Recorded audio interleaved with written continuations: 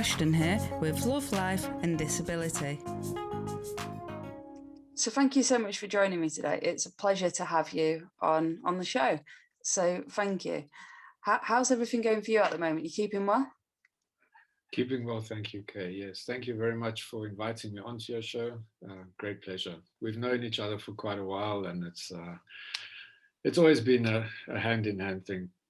Yeah, I love my days when I used to be a presenter on UK Health Radio. Really enjoyed it.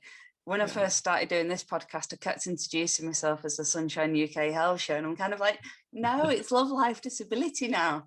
And I still keep doing it. Even only yesterday, I had to reshoot because, I said the wrong one again. Wonderful, actually.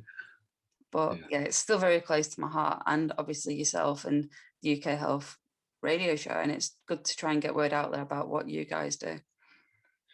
Thank you so much. Yes. So how did UK Health Radio come about? Well, it actually started through a health issue I had. As you know, I'm not a health professional. I used to be a fashion photographer. And in 2011, I first had a heart attack in February, and then in June of the same year, everybody was telling me you should be feeling better, you should be getting better, and I felt like death warmed up. Actually, I wasn't recovering. Well, we thought I wasn't recovering from the heart attack, and then, as I said, in June I was diagnosed with cancer. Wow. And whereabouts was the cancer? It's multiple melanoma. I had 7 all in all, spread throughout my whole body, all the organs, almost all the organs, in other words. Wow. So I even had one in my eye, which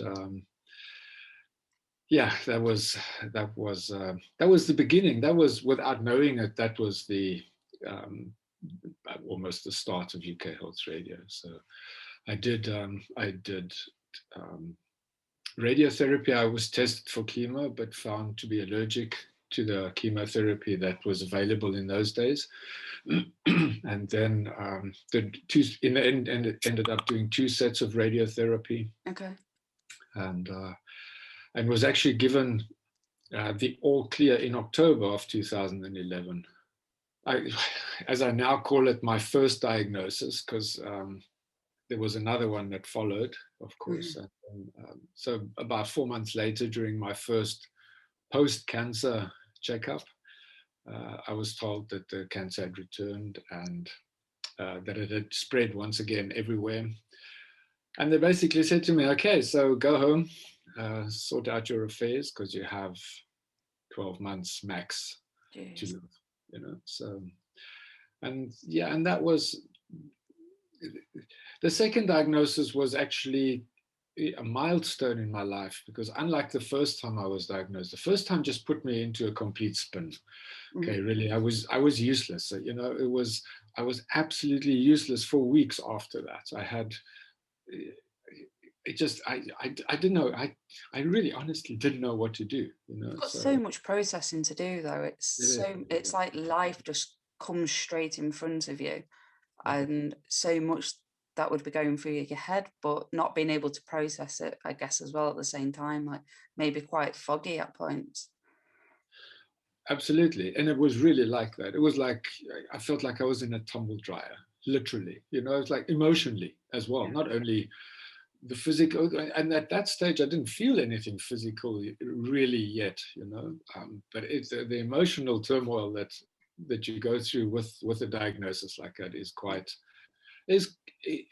almost the illness of its own, because it's mental health. It's really, it's not funny, So, but I have to admit, during the therapy, during the radiotherapy, both sets of radiotherapy, I always had this feeling of not being really part of the process. I had no duties. Nobody had said to me, listen, Johann, you have to follow this diet, or don't follow a diet, or do exercise, or don't do exercise.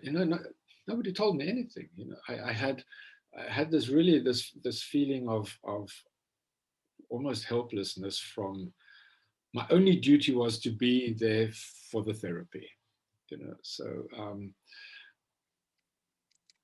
the second one was different. The second one was as I mentioned before, was actually a milestone in my life, because there was no confusion, there was no tumble dryer. I was so clear in my mind that I can still remember sitting in my oncologist's office, and she's saying to me, okay, you have plus minus 12 months to live. And me thinking in the back of my head, not going to happen. It's like, I'm not going to die in 12 months time. I have two boys, as you know. Yeah. And my eldest son at that stage was 11, and my second, my baby, was almost 3. And I just could not imagine not seeing them turn 4 and 12, and or going to secondary school, or even going to study or whatever. So it was it was actually, and at that stage, and it was weird. I realized right there and right then that I had to become part of this process. Yeah. You remember I said what lacked in the first one? I wasn't part of the process. I knew, because nobody was going to fight for my life the way I was going to fight for it. You know what I mean? I mean, the doctors do a great job, but it's not their lives. We have to put the work in too. But when it's about your own, it's a different story. So that's why it was actually,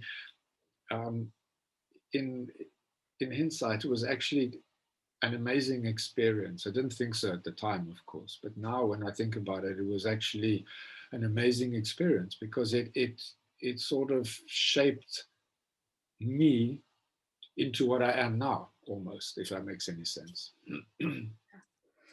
So with the UK Health Radio, was you looking for like content to see what else was out there, and then you noticed maybe like a gap in the market? Like, where were you going for your support to then focus on creating UK Health Radio? Well, I mean, at that stage, I'm talking about 2011, there was very little out there for people that were basically looking for something that they could do themselves, And I went there where everybody told me not to go, internet. I just started. I literally, the same day of the second diagnosis, I went home. I didn't tell my wife about it. I didn't tell her that the cancer was back. I didn't even tell her that they'd given me the 12 months. It was somehow, it was a very personal thing. It was me, and I was going to sort this out. And that same day I went and I started my research, and that was basically also a bit later, of course, not that day, but a bit later was almost the birth of UK Health Radio, because I wanted to prevent people of going through what I had to go through. It took me 7 months of research to find, and I'll tell you what I found in a minute, to find something that I could believe in, and to find something that I could do myself, And those 7 months were like really dark months, literally, the internet has some pretty gory stuff when it comes to health out there. And everything was doom and gloom, and everything was, you can't cure, but you could perhaps prolong your life, but you're going to die, kind of thing. So, so yeah, that was actually the groundstone for UK Health Radio, was to see where I could source the information, as much information as possible, put it into one place, so that people in my situation could go to and read it. And the most important part of it was, and that is still the basis of UK Health Radio, is we talk about a lot of things, and a lot of hard things as well, dark things as well. Illness isn't always very pleasant, but we always do it in a positive manner. And that's exactly what's happened here, though, with UK Health Radio, is you've got the negativity of like being diagnosed with cancer. It's not a positive thing, but it's like a negative being turned into a positive, because something fantastic has come out of a horrible situation for you and your family. Yeah, and I mean, in the end, Well, that I found was, it's just a short little sentence. I read it. It was 2 o'clock in the morning when I read it, actually. And it reads, cancer cannot survive in an oxygenated alkaline cellular environment. Now, this was actually discovered by a German biochemist by the name of Dr. Warburg. Mm-hmm. And he actually won a Nobel Prize for that discovery in 1931. So, It's like the and for pH me, levels, isn't it? yeah, correct. And for me at that stage, I thought, well, Nobel Prize, nothing less or nothing more scientific than a Nobel Prize. It really resonated with me, and it was like I actually woke Rafaela, my wife. I woke her at 2 in the morning, and I said to her, "Listen, Rafaela, I found a way not to die." I honestly, those were my exact words that I said to her.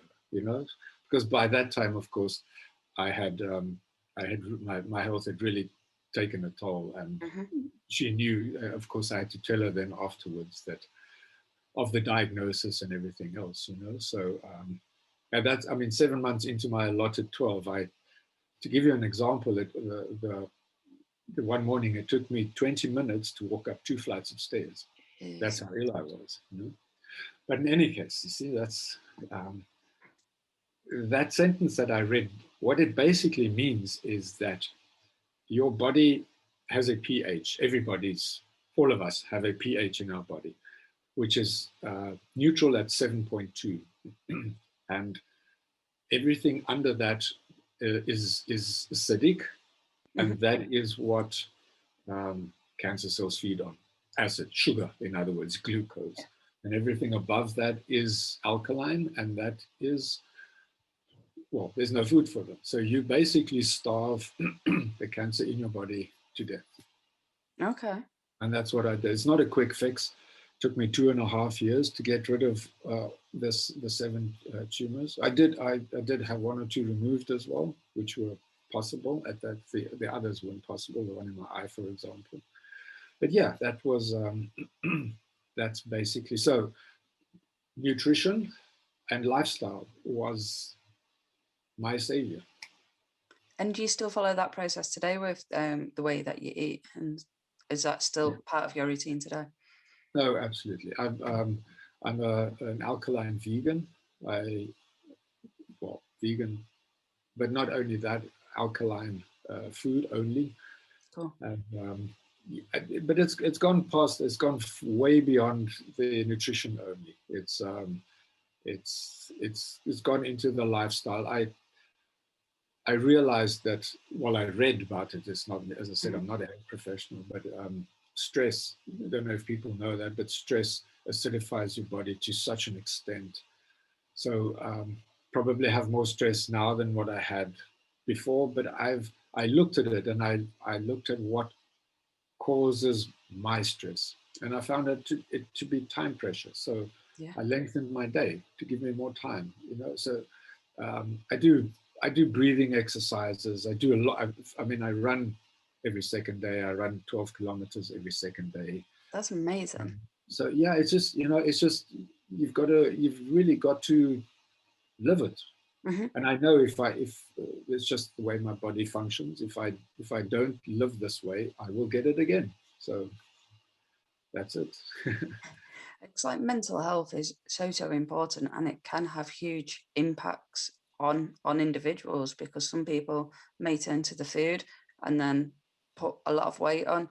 Some other people just may not even leave the house and become very isolated. So mental health is critically important, and I think it's been more known these days as well. There's been a lot more being spoke about us. We've got COVID at the moment, and the long COVID symptoms, people with now anxiety and not wanting to leave the house and so forth.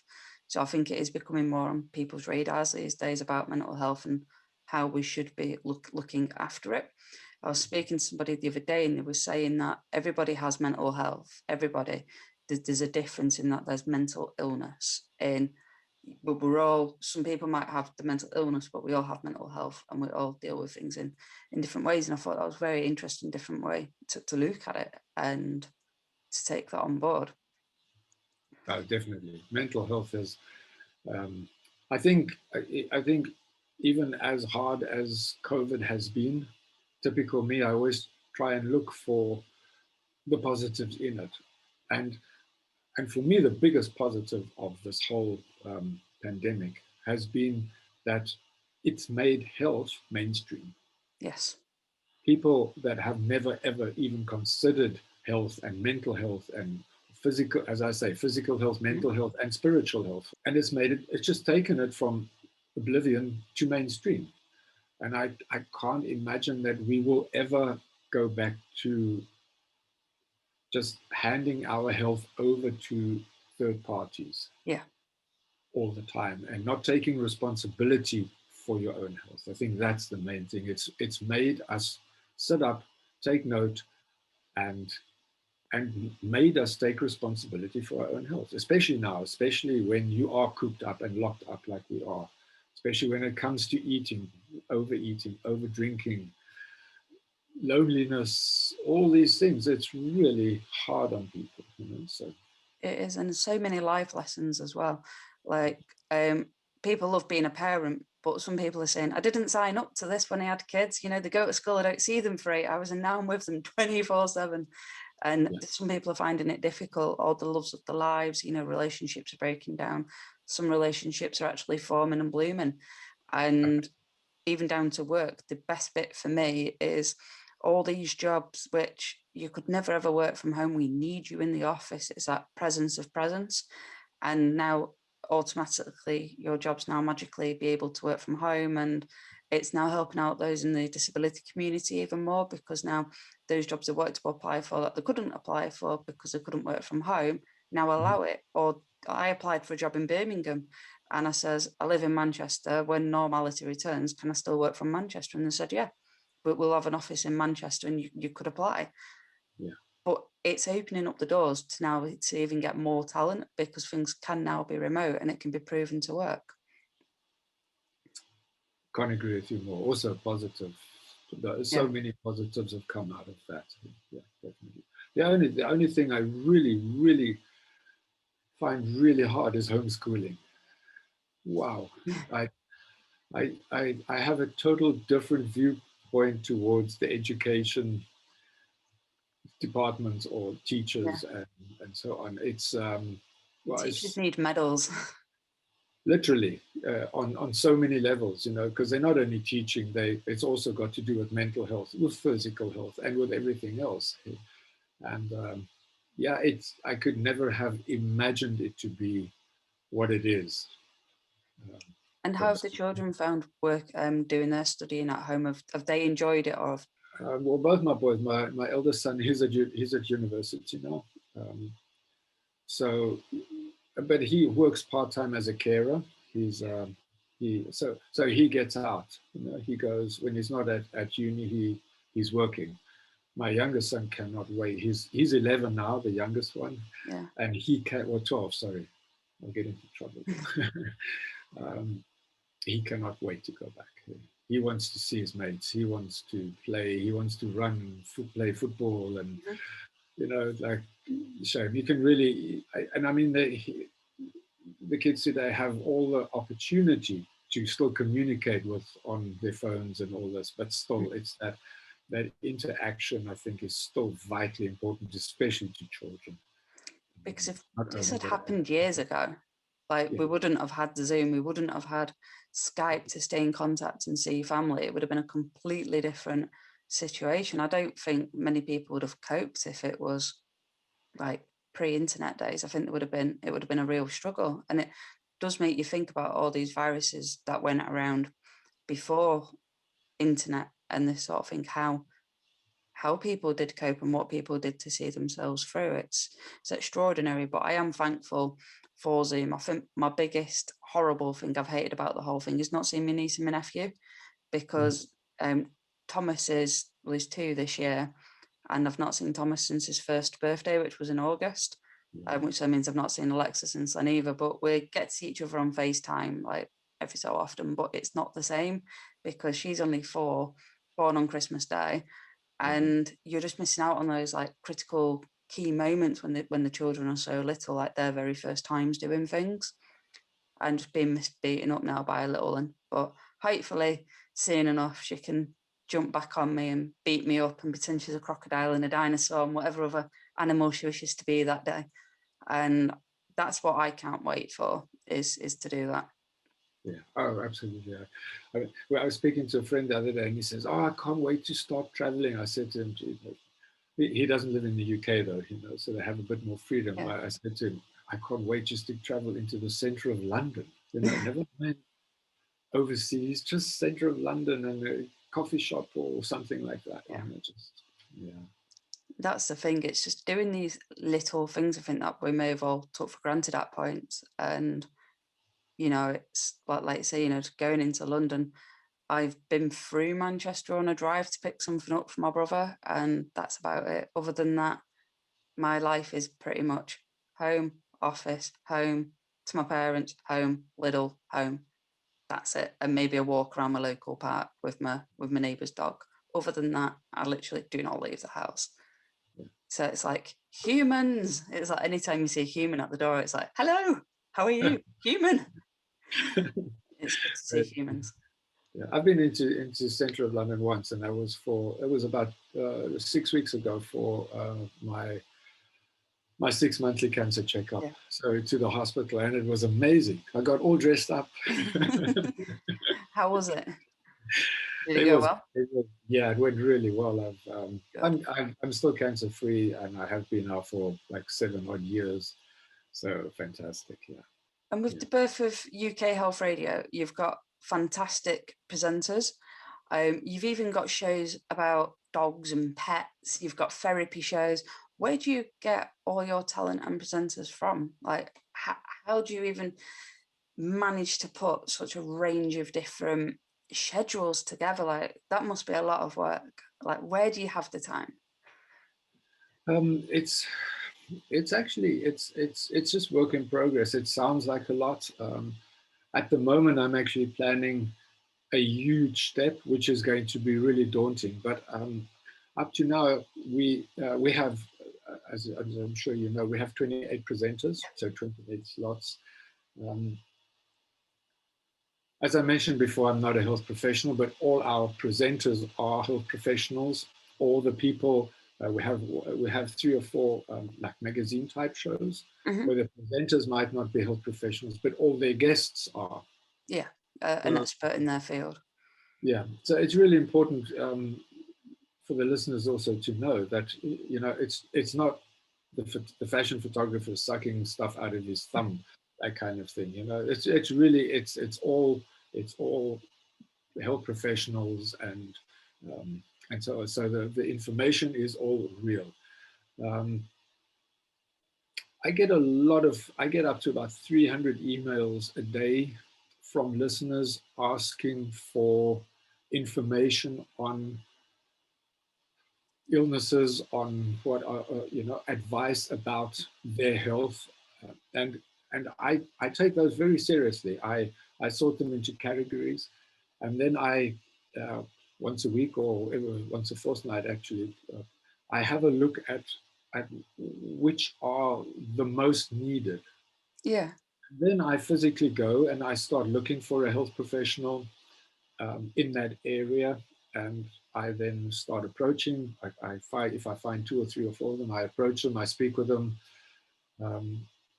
I introduce them to UK Health Radio if they don't know it yet, and that's how I have built it up, one after the other, step by step, up until the 28 presenters. At the moment, it's become quite difficult because I can't, due to the schedule, I can't add any more presenters. I have to swap them out. Yeah. And if you have a show that's not performing well, it's easy to swap it out. But at the moment, our shows are all doing so well that I'm now taking information away from a certain area to put new information in. And I found that we can't continue like that. So end of April of this year, we're going from 28 to 42 presenters. Amazing. So we are adding 14 new areas of health expertise. It all happened during 1 week. Yeah.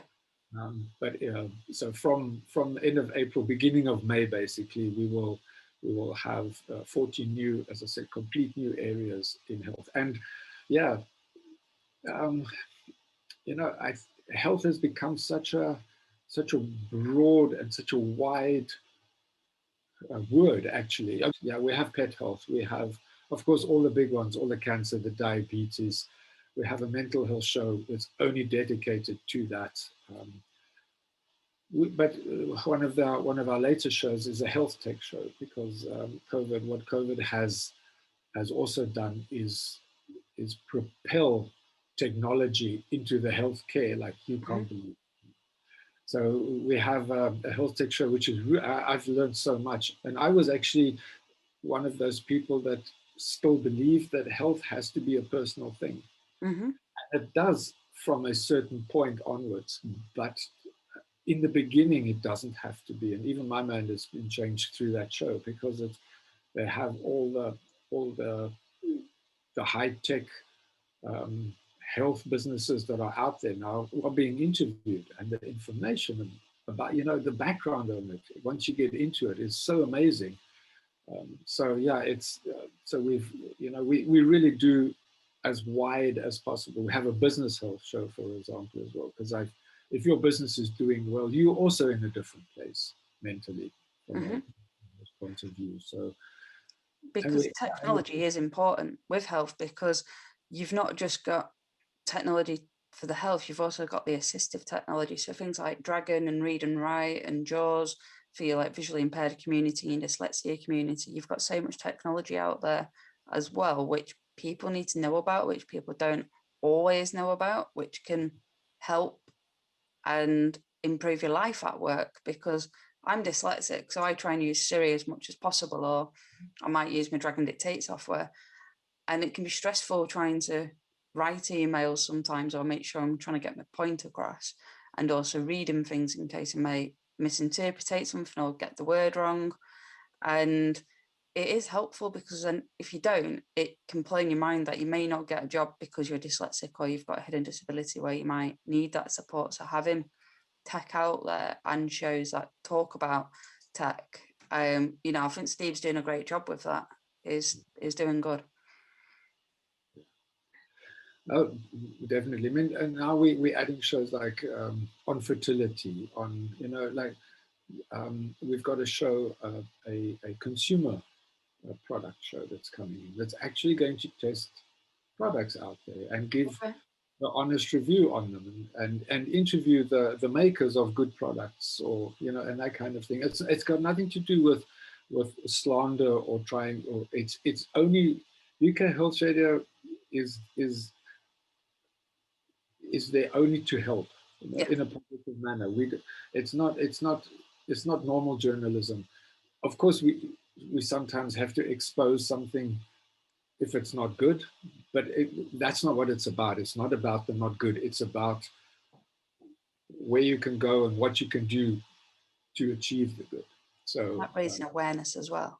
It is, yeah, it's definitely so important. Yeah, and it's also another very important thing is, a lot of people think when they hear my story with the nutrition, and they think, oh, it's probably natural health only, which is not the case at all. We have two cancer shows actually at the moment. We had three, but at the moment we only have two. Where one's pure oncology, and the other one is an integrative approach with oncology and lifestyle and everything else. So.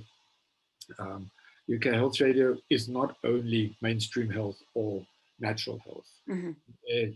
We air them side by side, and we don't air them to provoke either. It's got nothing to do with it. We just air the information, good quality, true, well-researched, positive information.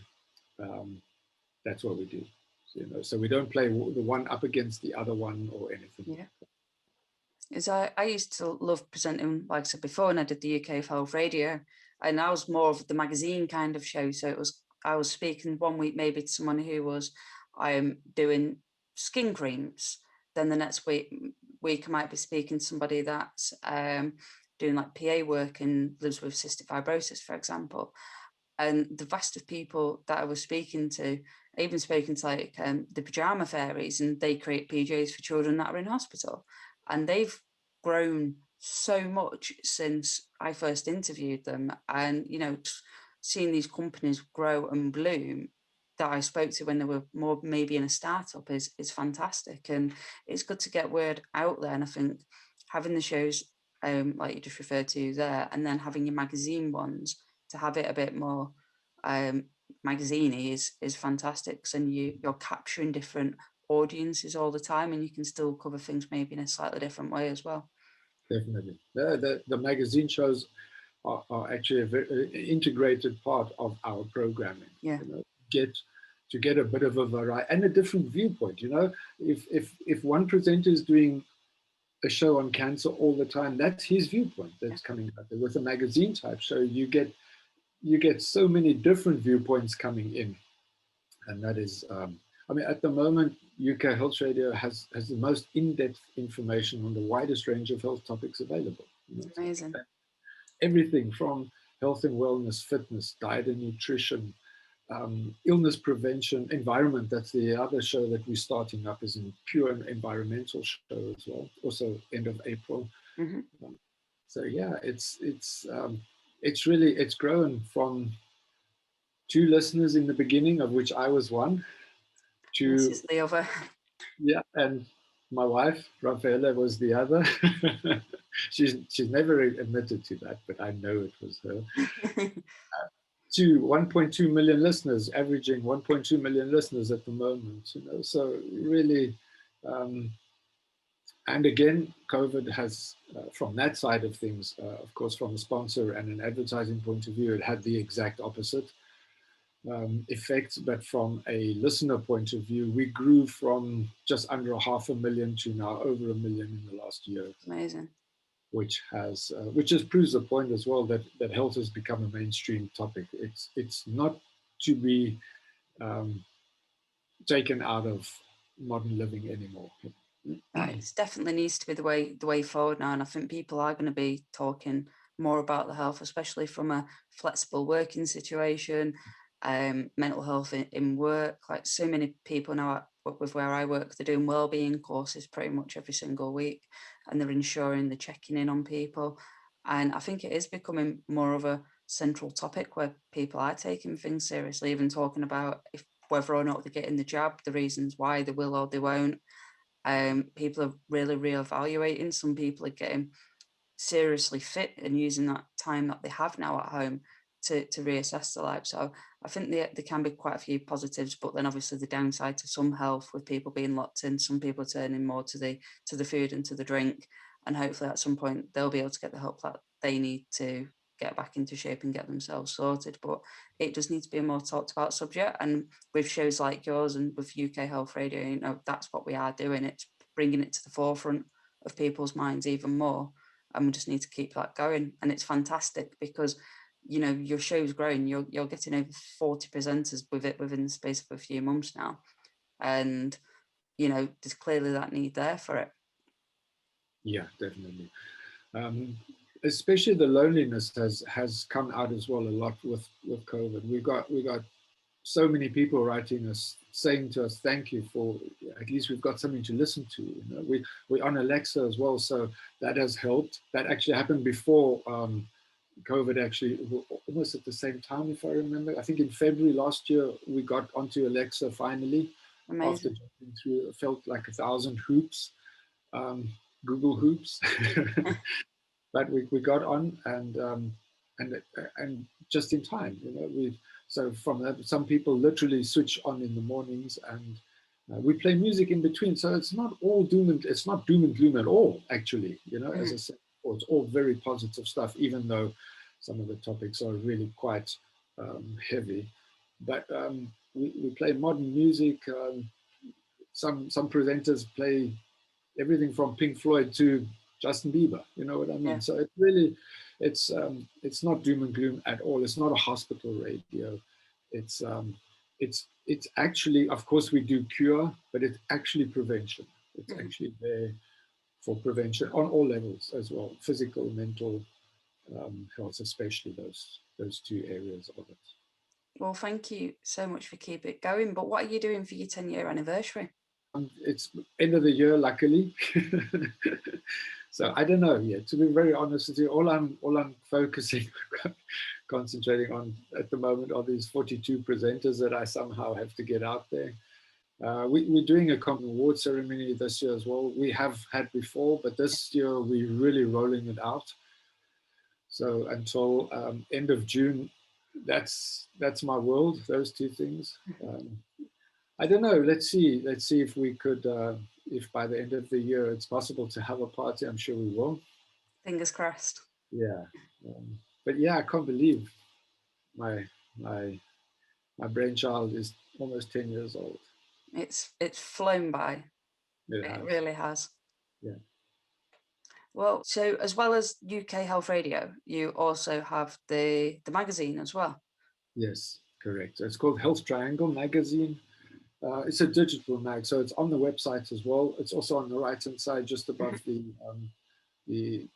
app downloads. And all you do is you click on that. It takes you to the page where you can. There's a preview function where you can look at, what's in it. Yeah. And then if there's anything in there that really that you would like more information on or read about, the subscription opportunity is there. But the radio and our listen on demand and our article section is all for free, and it will never be charged for. It'll always be there for the nation, basically. No, that's amazing. And I love the fact that you do have the magazine as well, because it does provide that alternative format and that alternative viewpoint as well. So that people with different health disabilities, maybe if they're deaf, hard of hearing, might then read the magazine, because then they can take information from that, decipher it, and do as required as well. So it's great to see it's going around full circle in many ways, in that you are providing to different audiences. Thank you so much for coming on today. It's been an absolute pleasure to talk to you. And it's great to see that it's coming, strength to strength. But the most important question our listeners and viewers will want to know is, where can they go to hear and tune in? Yeah, very easy. UK Health Radio, it's an internet-based radio station. So tell your family abroad, whoever, www.ukhealthradio.com, very easily. When you're on the website, we have the radio that, of course, runs like any radio scheduled shows. We also have on there, we have a listen on demand section where all shows are kept for about 18 months. So you can go there, you can pick and choose what you want. As we speak, we are implementing a download function on there as well. So you don't only have to listen to it on the website, but you can download it onto your computer and listen whenever you want. They can find the links to our app on the website as well. It's just above the fold on the right-hand side, very clearly. So we've got apps as well. We're on Alexa. All you need to say is, Alexa, play UK Health Radio, and she plays it. It's amazing. It still boggles my mind. And of course, social media. We're really out there on social media, and it's all at UK Health Radio. So Twitter, Instagram, and of course Facebook. That's amazing. Well, you've heard it all there, guys. If you want to check it out, go search the links below. They'll be down there. And make sure you give them a click and give them a follow and tune in.